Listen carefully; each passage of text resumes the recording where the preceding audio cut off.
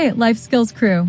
Quick heads up, today's episode, Anger is Controllable, wraps up our anger series and dives into some real talk about managing anger.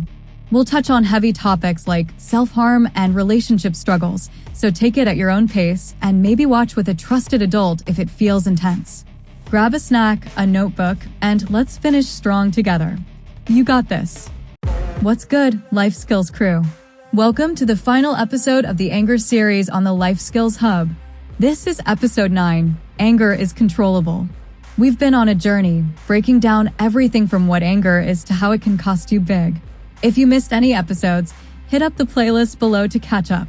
Today, we're tying it all together with one powerful message: anger is controllable. We'll recap the tools, tips, and truths from the series and leave you with the confidence to take charge of your anger. Let's do this. Let's rewind and hit the highlights of the anger series. We kick things off by defining anger. It's a natural emotion that can be both a strength and a weakness. Sometimes, it's a mask for deeper feelings like fear or hurt. We explored anger triggers, which can differ for teens and adults today. Think social media drama for teens or work stress for adults. We also helped you identify if you have an anger problem by looking at low, medium, and high anger levels. Are you snapping over small stuff or bottling it up until you explode? Then, we broke down types of anger: pent-up anger that builds over time and immediate anger that flares up fast. We also covered anger styles in episode 3, hotheads who blow up, silent types who clam up, cold shoulders who ghost, long fuses who seem chill until they're not, pass the buckers who dodge blame, waiters who plot revenge, fakers who hide it, maskers who cover it with other emotions, stewers who simmer, and blamers who point fingers. Sound familiar? We also dug into why we get angry and introduced the PAC method, looking at what happened prior, the actions you took, and the consequences that followed. This helps you figure out your triggers and cues, like that racing heart or clenched jaw we talked about in episodes 4 through 6. Knowing what sets you off is key to staying in control. In episode 8, we tackled healthy versus unhealthy anger releases. Healthy releases keep you and others safe. Immediate releases include deep breathing, count to 4, hold, exhale, positive self-talk like, "I'm bigger than this," thinking of happy memories, using humor like a goofy meme, punching a pillow, stepping away, or blasting a chill playlist. Later releases include journaling to untangle your thoughts, talking it out with a trusted friend or therapist, creative outlets like drawing or making a TikTok, exercise like dancing or gaming in moderation. Unhealthy releases? They're a trap.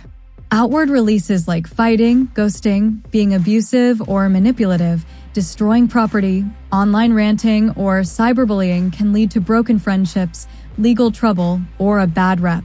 Inward releases like self-harm, substance abuse, bottling up anger into depression, resentment, overgaming, doom scrolling, or self-sabotage like skipping school or pushing friends away, hurt your mental health, grades, and self-esteem. We saw in episode 7 how these choices can cost you trust, relationships, and peace. The key? Choose releases that build you up, not tear you down. And once you've used a healthy release, remind yourself, "I chose control," or "I'm stronger than my anger." That self-talk locks in the win. We also learned in episodes 6 and 7 that anger has consequences and costs. Consequences can be immediate, like snapping at a friend and them walking away, or long-term, like losing their trust. Teens might face school drama or suspensions, while adults deal with job loss or strained families. The cost is what you pay when you let anger run wild: broken relationships with friends, family, or partners, a damaged reputation, or even legal trouble. Unchecked anger hurts your mental and physical health. Think stress, headaches, or sleepless nights, and keeps you in a cycle of chaos, like the hurt people trap we mentioned. Anger's a natural emotion, but it's got higher stakes than most. Managing it is one of the most important skills you'll ever build. Why? Because it protects what matters most: your relationships, your future, and your peace. Here's the truth we've been building to: anger is controllable. You're not a slave to your emotions, you're the boss. Every tool we've shared, from the pack method to healthy releases, is about giving you the power to choose. Will you let anger burn down your life, or will you use it to grow stronger? Every time you take a deep breath, walk away, or journal your feelings, you're proving you're in control.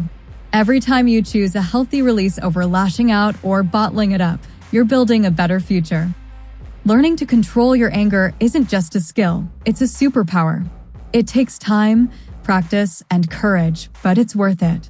You're protecting your friendships, your family, your dreams, and your peace. You're breaking the cycle of hurt. And most importantly, you're showing yourself you've got what it takes to handle anything life throws at you. That's a wrap on the Anger series, Life Skills fam. Anger is controllable, and you've got the tools to make it happen. Start small. Try one healthy release this week, like deep breathing or journaling, and tell yourself, I'm in control.